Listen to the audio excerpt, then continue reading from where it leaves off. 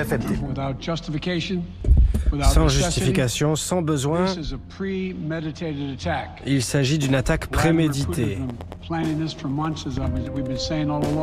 a sans doute programmé depuis des mois, comme nous l'avons déjà dit.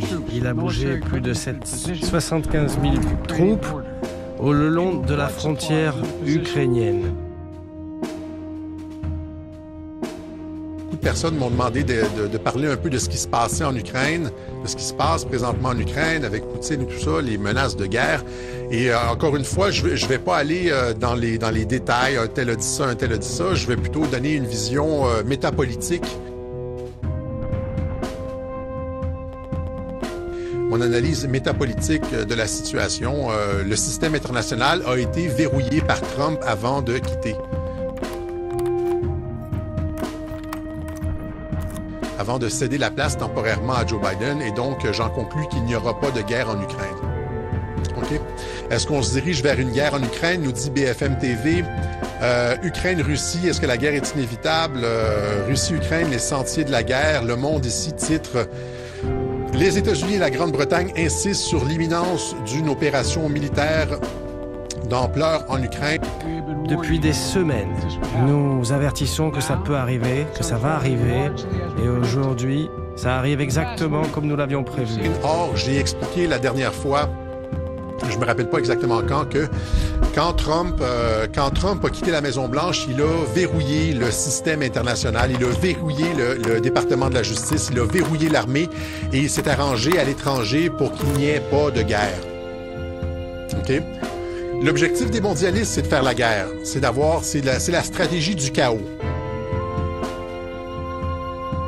Le remodelage de l'ordre mondial, selon leurs besoins, on fait tomber les personnes qui sont pas à bord du plan mondialiste, etc. C'est la guerre et les déstabilisations. C'est ça le système mondialiste. La même chose avec Trump. Hein. Trump a bien compris la logique de l'État profond qui veut créer, amener les États-Unis en guerre, créer des déstabilisations et j'ai expliqué ça à plusieurs reprises, là, et c'est toujours retenu. J'ai expliqué dans des webjournaux de quelle façon Joe Biden avait finalement conservé toutes les politiques de Trump, hein, que ce soit de Space Force jusqu'à l'ordre exécutif sur l'ingérence étrangère dans les élections américaines. Il avait tout re-signé les éléments clés de la politique Trump, ce qui me faisait penser que Joe Biden était effectivement contrôlé par les patriotes. Eh bien, une des choses que j'avais pas mentionné à l'époque, c'est le fait que Joe Biden n'avait renvoyé, n'avait changé aucun des combat commanders de Donald Trump. Et ces gens-là sont directement sous Trump. Joe Biden n'a rien touché. Il n'a pas renvoyé mêlée, il n'a pas touché à aucun de ces combat commanders-là. Finalement, c'est ça. C'est la garantie de la paix parce que Trump n'est pas un va-t-en-guerre. On sait que l'État profond veut créer des déstabilisations, mais Joe Biden a gardé toute la structure stratégique du commandement de Donald Trump afin d'éviter la guerre. OK? Et c'est ça. Donc, Trump qui a également verrouillé le système international avec Kim Jong-un, qui a une excellente entente avec Kim Jong-un, avec Vladimir Poutine. Donc, le Conseil de sécurité des Nations Unies est réuni en ce moment même pour protéger l'Ukraine. Et même dans les combattants, les combat commanders maintenus en place, la CIA castrée, il n'y a pas de possibilité de dérapage, vous comprenez?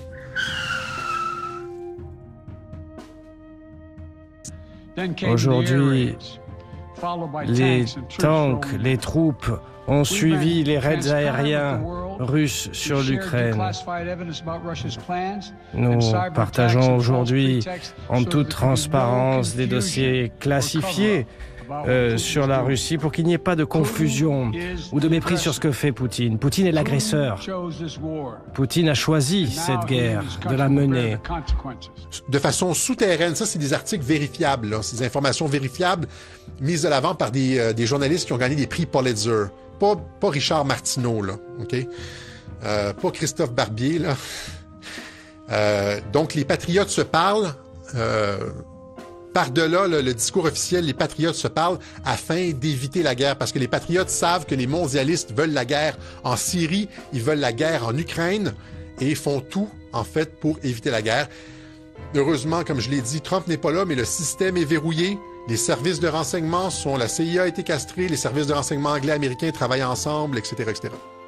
Et donc, il n'y aura pas de guerre en Ukraine. Alors, c'est le fond de ma réflexion. Il peut se passer, il peut y avoir des effets d'annonce. Мною принято решение о проведении специальной военной операции. Кто бы ни пытался помешать нам, а тем более создать угрозы для нашей страны, для нашего народа, должны знать, что ответ России будет незамедлительным и приведет вас к таким последствиям, с которыми вы в своей истории еще никогда не сталкивались. Il peut y avoir des déclarations dans les journaux sensationnelles, etc., mais sur le fond, il n'y aura pas de guerre. Trump et Poutine s'entendent très bien. Hein? Et voilà. Donc, je pense que c'est ce que j'avais pour vous aujourd'hui. Et voilà. Alors, c'est ça, c'est ce que j'avais pour vous aujourd'hui. This was the day when Putin came for Kyiv.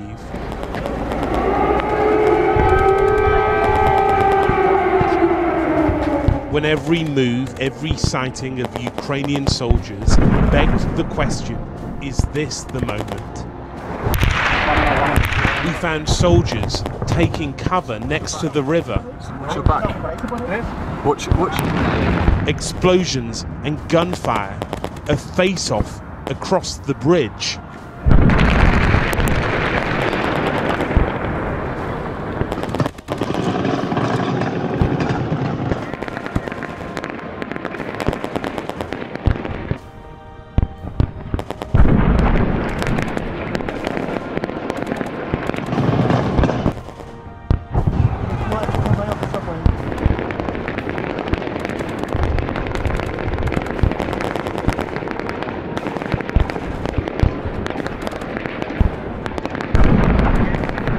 It's clear that the Russian military have now reached the capital, and people who live close to this spot are leaving while they can.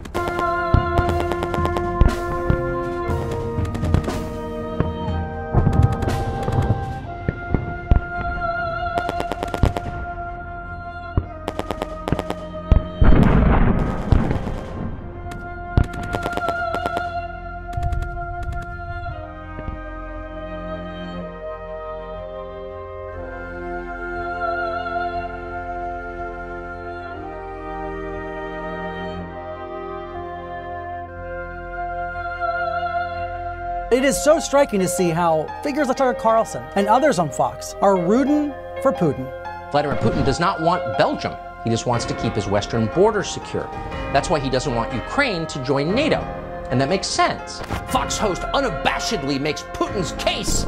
Imagine how we would feel if Mexico and Canada became satellites of China. Right-wing agitators spewing Russian propaganda into millions of American homes. Why do I care what's going on in the conflict between Ukraine and Russia? And I'm serious. Like, why do I care? And why shouldn't I root for Russia, which I am? Newsmax ran a cover story titled, Vlad the Great.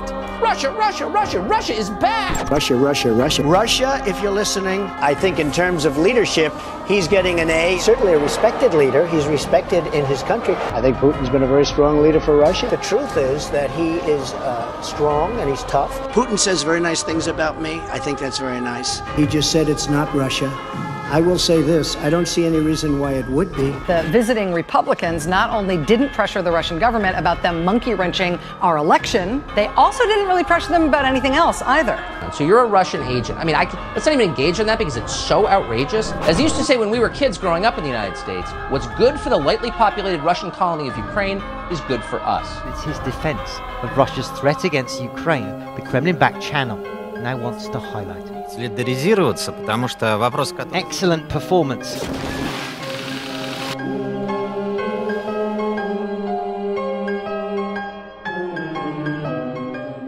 Yesterday, reporters asked me if I thought President Putin was smart. I said, of course he's smart, to which I was greeted with, oh, that's such a terrible thing to say.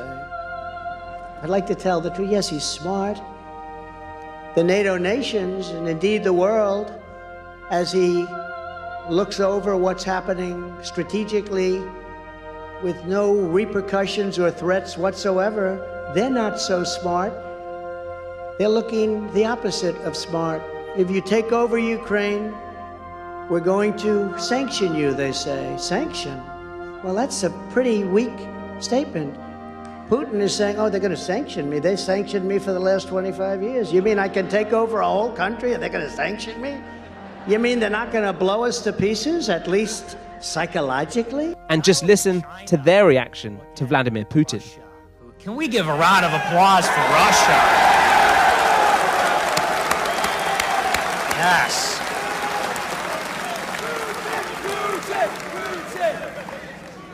Absolutely. And it was even attended by a sitting member of Congress, Marjorie Taylor Greene.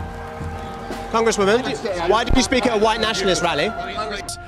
La bonne nouvelle, c'est que l'OTAN est plus unie et plus déterminée que jamais. Il ne fait aucun doute que les États-Unis et tous les alliés de l'OTAN respecteront leur engagement de l'article 5, c'est-à-dire que si l'on attaque un de leurs membres, on les attaque tous.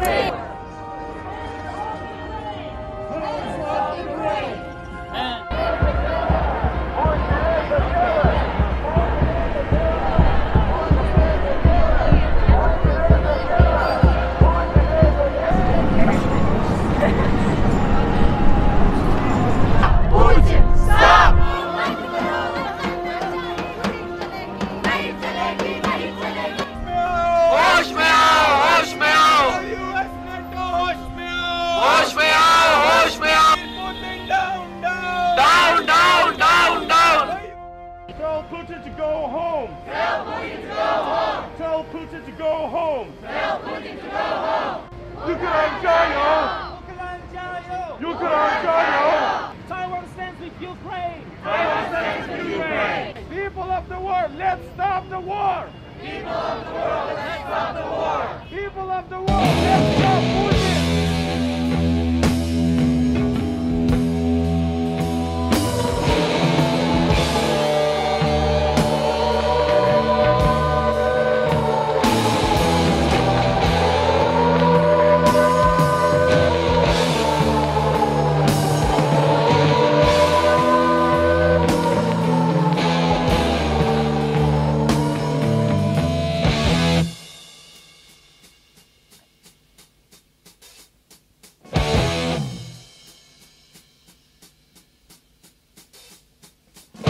Generals gathered in their masses, just like witches at black masses. Evil minds that plot destruction, sorcerer of death's construction. In the fields of bodies burning, as the war machine keeps turning, death and hatred to mankind, poisoning their brainwashed minds. Oh Lord, yeah.